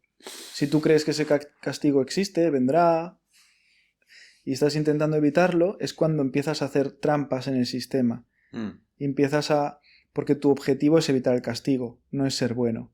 Ser bueno, y no hace falta que te vean los demás siendo bueno, sino ser bueno simplemente. Si no es tu objetivo, no lo vas a hacer. Sí, pero yo te entiendo. Igual. Mi única pregunta es que, bueno, si no creyeses que el castigo está ahí, el resultado sería mejor o peor. Y yo no veo muy claro que sea mejor. Puede ser que haya un primer paso en el que decimos, vale, hay una primera base en la que establecemos un castigo y, digamos, si estás tan desconectado de lo bueno que es ser bueno como para ser tan malo, el castigo es lo que te va a prevenir, hasta cierto punto, ser malo. A partir de ahí, eso para mí tiene sentido como una especie de primera fase y me genera dudas. Porque me genera dudas de después qué pasa y hacia dónde va eso. Pero si está integrado una segunda fase, que sería más lo que estamos hablando, ¿no? De, vale, está el castigo, pero no sé, a lo mejor desde el incentivo, ¿no? Desde decir, te muestro. Pero eso es lo que hablábamos antes, para eso está la confesión. Para eso vas a un cura y te confesas, mira, he estado siendo bueno, pero por dentro me siento envidioso y me siento rabioso. Y ahí ese es el trabajo del cura o de quien sea, después de intentar redirigirte. Eso es lo que hacen. Ya, pero ahí está la perversión también, ¿no? Yo estoy bastante metido en el mundo de la terapia y ahí hay como una especie de dicotomía entre la descarga y lo que es el trabajo más profundo, ¿no? El procesar realmente algo. Es decir, tú puedes estar enganchado a cualquier tipo de descarga, ¿no? Pienso, por ejemplo, del ambiente hostil que hay en algunos campos de fútbol, ¿no? En muchos. Tú puedes hacer una descarga que te sirve para algo, pero que no te hace avanzar hacia un lugar nuevo, sino que tú descargas y cuando sigues haciendo lo mismo, por lo tanto, cuando te vuelvas a cargar, vas a estar en el mismo punto y vas a estar necesitando otra descarga. Y eso puede ser más llevadero que si nunca descargas. O si siempre que descargas es sin control, porque descargas cuando petas y no descargas de una forma controlada, de una forma que te vaya bien y dices, venga, voy a hacer esto para descargar un poco. Pero no es lo mismo que un trabajo decir, ¿qué me está pasando? ¿Qué estoy haciendo y por qué me cargo? De tal manera que me veo atrapado en un... Pero es que este trabajo de reflexión también está en las religiones. Es el rezar. Cuando la gente dice es que rezar no funciona y es que Dios no responde a mis plegarias, lo que la gente religiosa responde es que probablemente es que no sabes rezar. No estás reflexionando bien sobre qué es lo que quieres que pase, por qué te está pasando esto. Yo tengo unas piedras de la religión tradicional china que que sirven para rezar, y lo que hacen es, Dios te responde a tus plegarias, pero te puede responder de 3 maneras. Te puede responder sí, no, o se puede reír de ti, significando que la pregunta que le has hecho no está bien hecha. Entonces, ¿qué pasa? Tienes que conseguir 3 sí seguidos, para lo que sea. Lo primero que tienes que hacer es ir a un Dios concreto. No vas a un Dios y ya está. Tú vas al Dios de la salud. Y luego le dices lo que quieres y vas tirando las piedras y probablemente se ríe de ti. Y cuando se ríe de ti tienes que especificar más. Tipo, vale, vengo a ti porque tengo un dolor en la parte lumbar en mi trabajo y me gustaría mejorarlo. Y probablemente se vuelva a reír de ti. ¿Para qué quieres que te mejore yo ese lumbar de trabajo? Vale, yo tengo un dolor lumbar en el trabajo y me gustaría mejorarlo para así poder proveer mejor a mi familia, porque esto es lo que quiero. Y esto al final es un trabajo de reflexión interior. O sea, si rezas bien y si haces una religión bien, yo creo que es un sistema de psicología y autoayuda en muchísimos casos. Por lo menos cuando está bien hecho. ¿Pero dirías que se basa en la probabilística de ejecutivas? Sí, bueno, ¿O crees que hay una energía en la intención de la pregunta que mueve las piedras o determina el resultado de la tirada? ¿Ves? Ahí yo ya no creo que haya determinismo en la tirada. Yo creo que es completamente aleatorio. Pero solo hacer el trabajo Claro. de pensar qué es lo que necesito, cuál es mi punto de partida, cuál es la realidad que tengo, cuáles son las opciones que tengo, qué es lo que tienes que hacer para que cuando haces suficientes tiradas, creo que eso te ayuda. Yo hice un curso de ayuda entre pares, de cómo ayudar a otra persona con sus problemas. Y en general era conseguir que cambiase el foco por donde ve el problema. A nosotros nos decían, tú no les des consejos. Ellos saben lo que hacer. Simplemente no tienen la perspectiva adecuada. Y lo que teníamos que hacer es, ¿cuál es el tema de la conversación? ¿Qué es lo que quieren? ¿Cuál es la realidad? ¿Cuáles son las opciones que tienen? ¿Y cuál de las opciones van a tomar? Esas son las 5 cosas que les tenías que preguntar. Y yo lo que me di cuenta cuando fui a Taiwán es que los chinos en su religión tradicional china es lo que hacen con esas piedras. Se están autohaciendo a sí mismos sin necesidad de otra persona ahí mismo. Y entonces estoy segurísimo que eso le funciona a muchísima gente y le ha funcionado durante cientos de años para responder a sus problemas. O sea, no veo posibilidad en mi mente que eso no funcione en gran cantidad de casos. Tampoco, no me cabe duda. Sí, o sea que sí que funciona.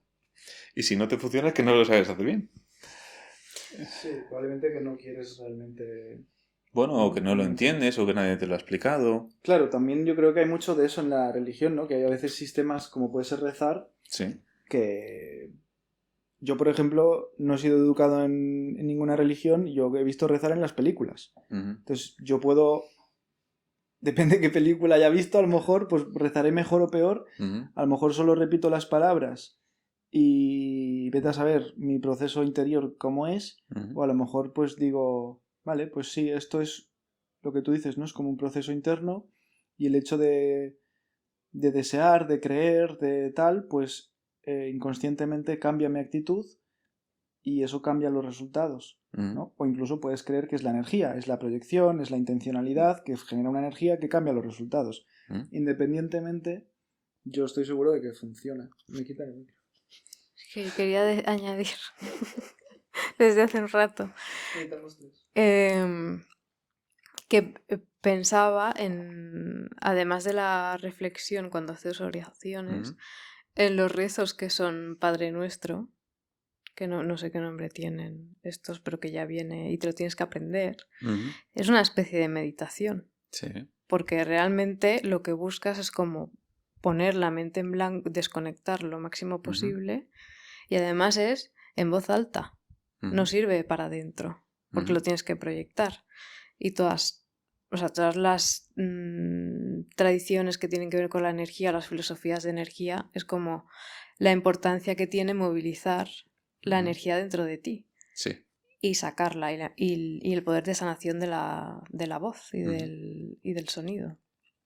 Entonces, como al final, para mí, todo viene a ser lo mismo, pero son diferentes formas de llegar a eso. No sé si todo tiene que ver con lo mismo. Desde luego creo que hay una fundación, una base que sí que es que compartimos. pero no sé si llamaría a la antigua religión de los aztecas la misma que la cristiandad moderna, ni el budismo, ni cosas así. Aunque sí que es verdad que hay cosas que probablemente compartamos, ¿no? Porque yo creo que partimos desde una misma base, pero dependiendo del tiempo y la cultura y la experiencia local, pues se vio de una manera y de otra y se sacaron unas conclusiones de lo que está bien hacer y lo que no, o otras. Por ejemplo, se sacrificaban a 10.000 bebés para tener una buena cosecha el año que viene, los aztecas, pues. Bueno, tal vez creían que eso les daba buenas energías, pero no creo que eso fuera una buena conclusión a sacar. Bueno, tiene una explicación como la del sacrificio, ¿no? Como esta cosa de la avaricia versus sacrificio. Yo creo que los sacrificios en general responden a eso, ¿no? Evidentemente, a lo mejor lo que pasaba en estos casos de los aztecas en imperios grandes y tal es lo mismo que ha pasado a lo mejor con la religión católica, ¿no? Claro. Es decir, una torre de Babel que cayó. En nombre de, pues hacemos tal y seguimos la misma tradición aparentemente, pero hay sacrificios que yo creo que tienen que ver con eso, ¿no? Como yo doy algo, o sea, yo pido, pero no pido de gratis, ¿no? Sino que yo sacrifico una parte de mí, desde luego, de mi alimento, y que se entendían a los animales y a lo mejor a los bebés, no me extrañaría, como algo que no es lo mismo que un humano. El bebé todavía no lo es, el animal es alimento, ¿no? Es decir, yo sacrifico mi alimento, como lo hacemos con Papá Noel y los Reyes, ¿no? Es como no pides, o sea, tú cuidas, das algo a cambio, ¿no? Es como esa cultura de dar algo a cambio y de no pedir de gratis, tener esa gratitud, ese cuidado hacia aquello que te provee, ¿no? Como la vida, lo que sea, ¿no? Sacrificios al sol, a la lluvia, por esa sensación de gratitud a lo que te provee, ¿no? Que es como el cuidar a la madre. Sí. Pero evidentemente seguro que ha habido muchos casos en el tema de los sacrificios que se ha ido de las manos y que se ha disfrazado una persona con un afán asesino por los temas que sean suyos y lo ha disfrazado de sacrificios, ¿no? Lo que sea. Bueno, pero todo esto venía a decir que no sé si se puede decir que todas las religiones sean en fondo lo mismo, tal vez a un nivel muy muy básico, pero es que las conclusiones que sacan tal vez de ese nivel muy muy básico han sido tan diferentes entre tantas religiones que no sé si las podemos meter todas en un saco. ¿Dirías que comparten el comprendernos la parte inconsciente y guiarnos hacia cómo vivir en plenitud y en... La verdad es que, por ejemplo, la religión de los aztecas no la conozco bien, pero yo diría que la mayoría sí. Y luego que las conclusiones que saquen sean más acertadas o no, esto ya no sé si depende de la religión y no sé si soy yo el más adecuado para juzgar eso. Creo que eso solo se puede juzgar por los resultados que han dado las religiones. Cuando una religión produce una sociedad cruel y despiadada, los resultados son malos, y al revés. Y cuando una religión hace una sociedad que en general la gente es pacífica, cívica y que vive vidas realizadas, entonces eso es una buena religión y ya está. Solamente... Luego está quien habla en nombre de... ¿no? O sea, hay muchos musulmanes que dicen que hay cosas que se hacen en nombre de Alá que no tienen nada que ver con la religión, ¿no? Es como, claro, también hay que ver aquello que produce una sociedad que tiene como una religión principal, quién lo está haciendo, si realmente... Si hay un consenso en que eso es la religión y eso es en lo que se basa la religión, pues seguramente es así, ¿no? Bueno, en todas las religiones tendrán campos moderados y campos más extremistas, ¿no? Lo que hay que ver es que si una sociedad con una religión produce un resultado X o Y, pues igual hay que reformarla si el resultado no es como muy cívico, moderno, amable, gentil. A lo mejor hay que volver atrás en esa misma religión, ¿no? Por ejemplo, para mí el cristianismo tiene, que es la que yo más conozco, tiene, no sé si todo, pero tiene como mucho.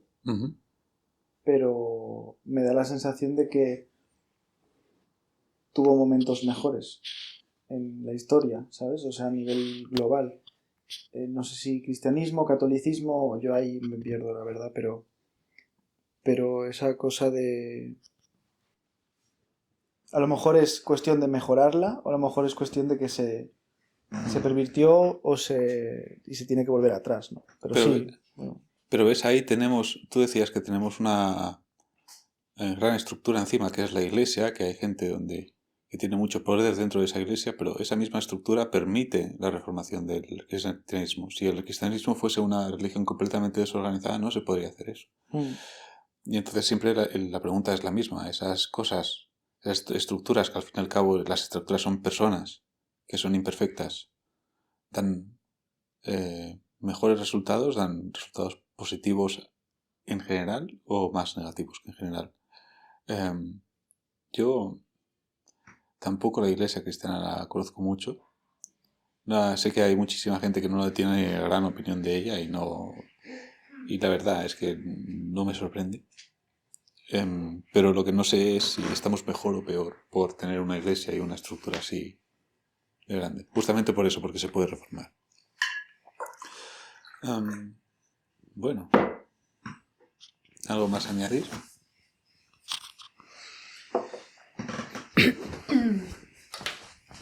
Yo solo quería decir que me acuerde. O sea, que me acuerde. Solo recuerdo que quería decir una cosa. Que es que me parece que lo que le toca a nuestra generación es precisamente lo que decías tú, de recoger lo bueno de la religión. Sin tirarlo a la basura. Porque, o sea, como los grandes cambios en la sociedad siempre son así, como primero se va a un extremo, luego al otro y luego se busca el equilibrio. Y me parece que es habitual vivir en tu casa que tus padres tienen rechazo a la religión porque vivieron una época en que el nombre de la religión se hacía de todo, ¿no? Como se sintieron manipulados o engañados o lo que fuera. Y entonces hemos crecido con eso, como que la religión no sirve para nada o que incluso es mala. Pero hemos tenido una pérdida de fe y de conexión con la espiritualidad. Y ahí es como estás perdido. ¿Crees que la gente se aferra a extremos cuando no tiene religión? Yo creo que...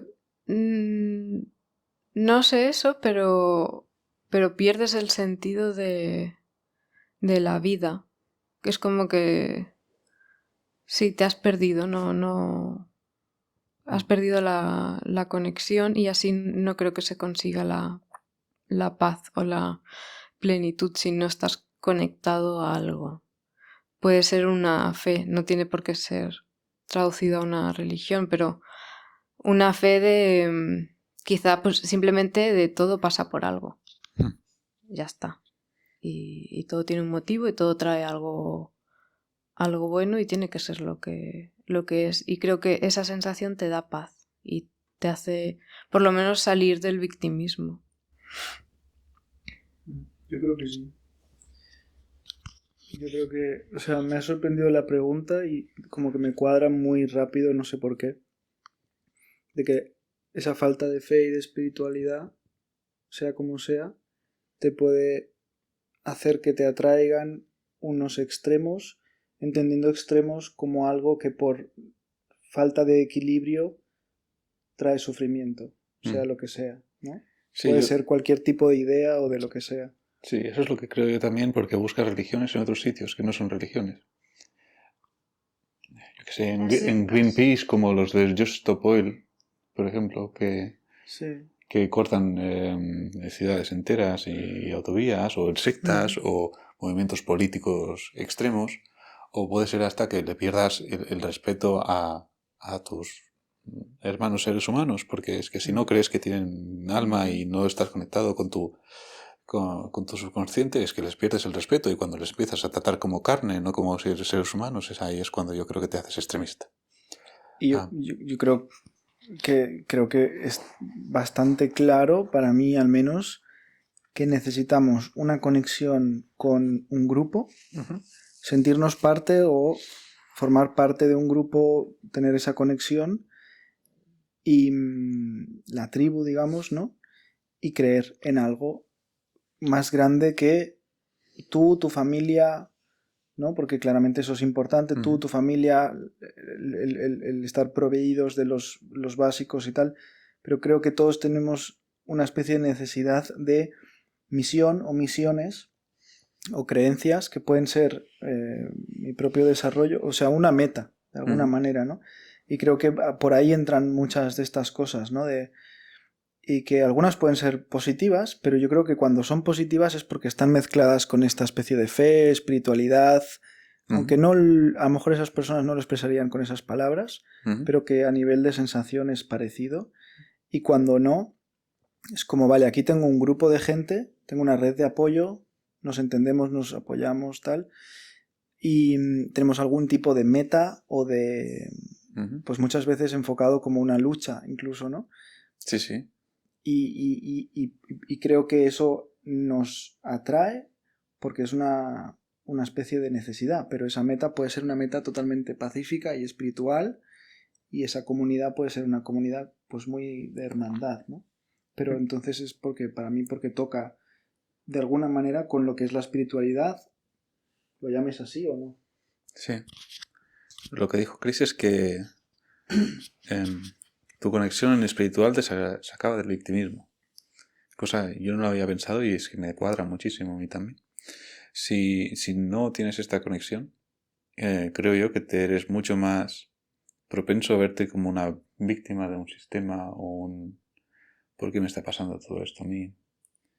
Etcétera. Si no tienes esta idea de que todo pasa por algo y todo esto está pasando para hacerme más fuerte o no sé cómo explicarlo, esta conexión interior, creo que eres mucho más propenso a sentir que alguien te está manipulando, te está controlando, te está violentando de alguna manera, y creo que eso sí que induce extremismos.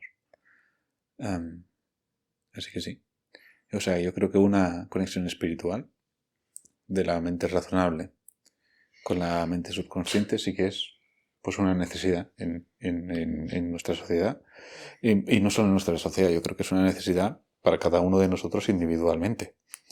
Porque yo creo que de verdad se vive de una manera más sana y mejor cuando tienes, o por lo menos intentas conseguir la conexión. Que yo sé que para mucha gente no es fácil. Aunque para muchos otros sea natural.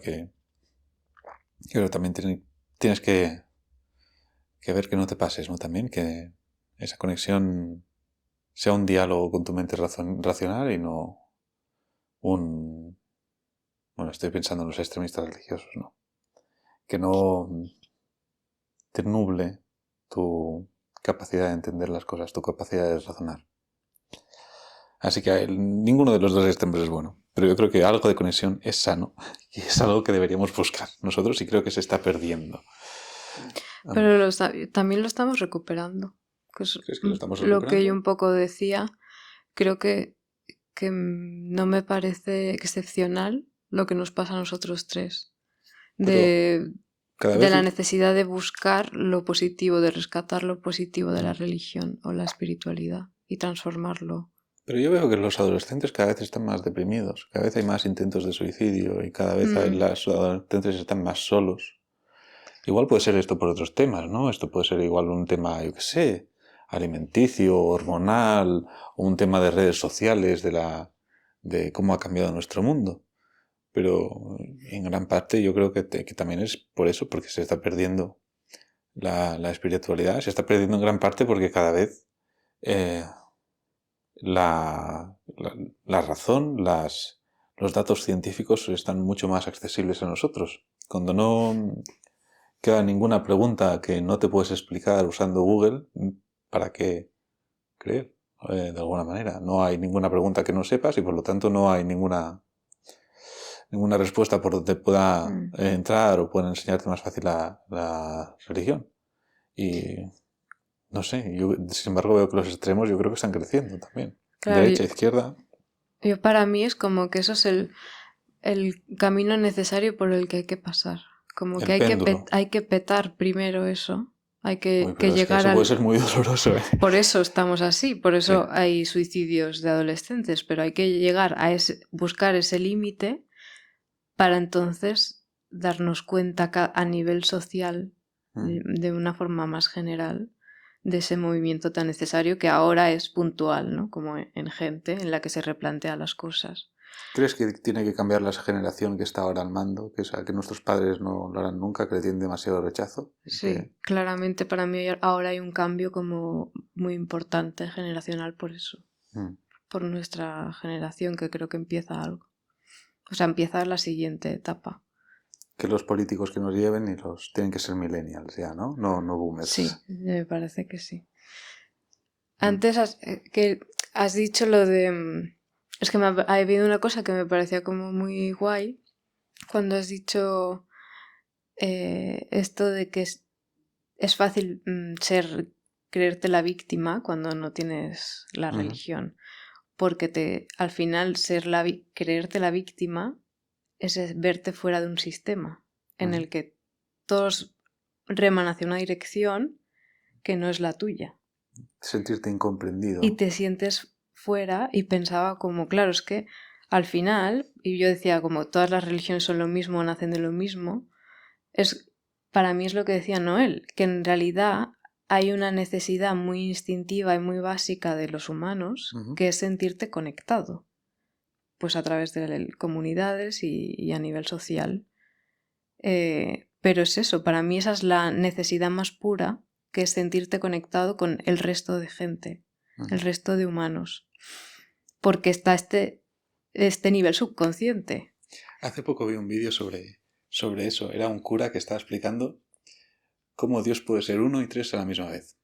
¿Sabes esto? Que Dios es uno, y solo hay un Dios en el catolicismo, pero sin embargo es el Padre, el Hijo y el Espíritu Santo. Y él lo que explicaba es que Dios es el amor, la conexión entre las personas. Pero para que haya amor, el vínculo, que es el Espíritu Santo, tiene que haber alguien que quiere, que es el Padre, y alguien que es querido, el Hijo. Por lo tanto, es solo una cosa, es el amor, pero a la vez son tres. Padre, Hijo y Espíritu Santo. Y eso a mí no me lo habían explicado nunca. No sé si a vosotros tampoco. No, tampoco. Pero sí, es como, es el amor. O sea, lo único que existe es el amor. O sea, al final esa es para mí lo más sencillo. Eso es lo que decía él, que es Dios. El Dios es la conexión que tenemos el uno con el otro. Y para que haya conexión necesita haber mínimo tres cosas. Así que eso me vino a la mente cuando dijiste tú eso de que necesitamos estar conectados a todos los demás. Y esa conexión, cuando se rompe, es cuando lleva a problemas, ¿no? Bueno. Sí. Eso es un bonito cierre también, ¿no? ¿Tú quieres decir algo? No. Bueno, podría añadir tantas cosas. Bueno, es un tema profundo, pero es que tampoco somos nosotros grandes expertos de esto, ¿no? Simplemente gente que ha vivido nuestra vida y... Ahí está el interés, yo creo, en la opinión de personas normales, entre comillas, ¿no? Como de que hay muchas opiniones de muchos expertos, pero a veces yo creo que nos llega más algo que sentamos más cercano. Yo creo que la combinación de escuchar maestros, expertos, grandes intelectuales o grandes gente que se mueve más en el mundo de la emoción y demás, creo que aporta muchísimo, pero que también necesitamos tener estas conversaciones entre las personas que estamos más en la especie de búsqueda, ¿no? Es decir, entre iguales, no maestro, discípulo, digamos, o y de vez en experto. cuando está bien filtrar, ¿no? Porque yo creo que no hay casi ninguna idea tan ridícula que un experto no se lo pueda creer. O sea, casi cualquier idea, por ridículo que sea, yo creo que te vas a encontrar un experto que se la cree. Yeah. Pero justamente por eso, porque le han dado tantas vueltas y le han dado tanta gimnástica mental que pueden creerse casi cualquier cosa. Entonces, que venga filtrado pues por gente como tú o yo, que justamente no sabemos, de vez en cuando yo creo que es muy valioso, ¿no? También. ¿Qué es el sentido común? ¿Qué es lo que resuena contigo? Y eso no es para quitarle ningún tipo de respeto a los académicos que se pasan la vida estudiando estas cosas, porque yo creo que la verdad es que nos hacen un gran favor todas estas cosas que hemos dicho, nos sigan a nosotros y las filtramos porque hay gente que lo estudia. Pero también está bien filtrar con el sentido común, en mi opinión. Nada más que añadir. Nada más que añadir.